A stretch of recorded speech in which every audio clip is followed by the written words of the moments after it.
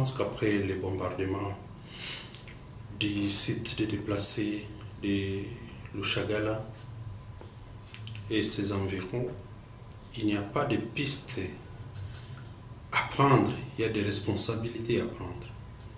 Et à ce sujet, je pense que notre gouvernement a commencé à faire sa part en déployant l'équipe de la protection civile pour des questions d'urgence, questions d'identifier les corps et de les entreposer à l'endroit qu'il faut, entre autres à la morgue pour les morts et les autres les acheminer à des hôpitaux pour leur prise en charge.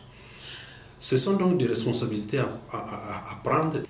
Et du côté des sinistrés, les gens qui continuent à vivre dans ces cas, mais sous stress, dans une psychose de peur du futur, il est question que toujours ce gouvernement, le nôtre, puisse prendre aussi en charge cette population en y envoyant des psychologues, des psychiatres.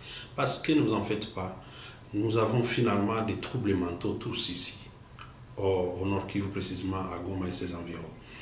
Même la population de Goma n'est pas épargnée en voyant tous ces milliers de déplacés qui commencent même à vider les sites de déplacés de peur d'être bombardés par les mouvements terroristes, mais aussi tous ceux qui déambulent par-ci par-là dans la ville.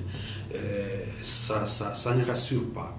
En fait, ça inquiète à un tel niveau où il faut des mesures urgentes en ce qui concerne d'abord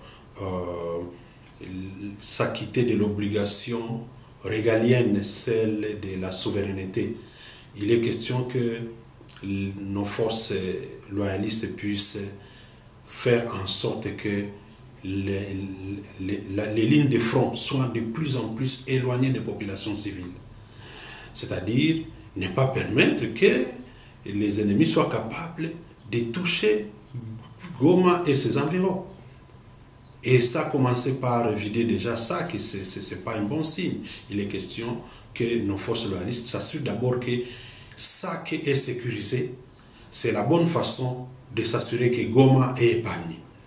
Et même quand je dis ça, il faut s'assurer que l'ennemi n'est pas capable de bombarder, pilonner la cité de Sake ou ses environs.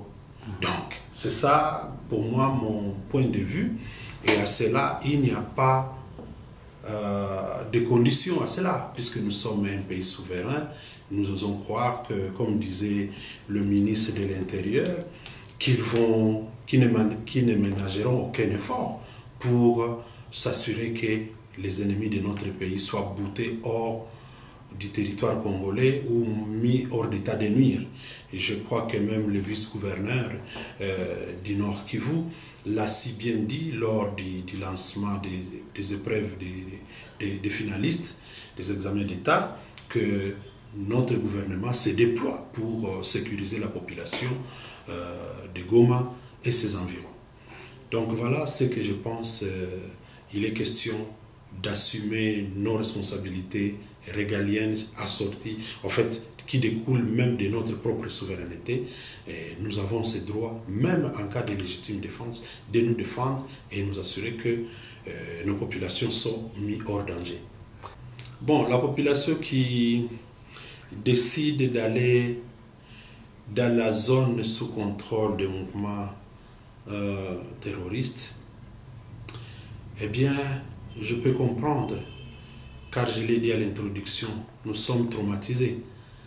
Les mêmes raisons qui les ont poussés à quitter leur village, leur territoire, n'est-ce pas, leur cité, leur milieu naturel, sont encore là. Ils ont été les premiers à prouver leur attachement et leur loyauté au gouvernement congolais en refusant de cohabiter avec les terroristes.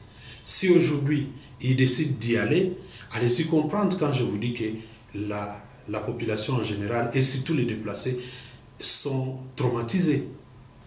Ils sont traumatisés, ils ne savent à quel sens se vouer et ils se disent dans leur angoisse, dans leur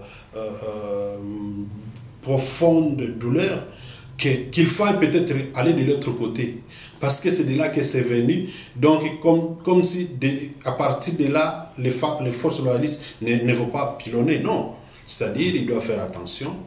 Autant les mouvements terroristes pilonnent les populations civiles à Mugunga, à Lac-Vert, à Goma, eh bien, il est du devoir du gouvernement congolais de répliquer.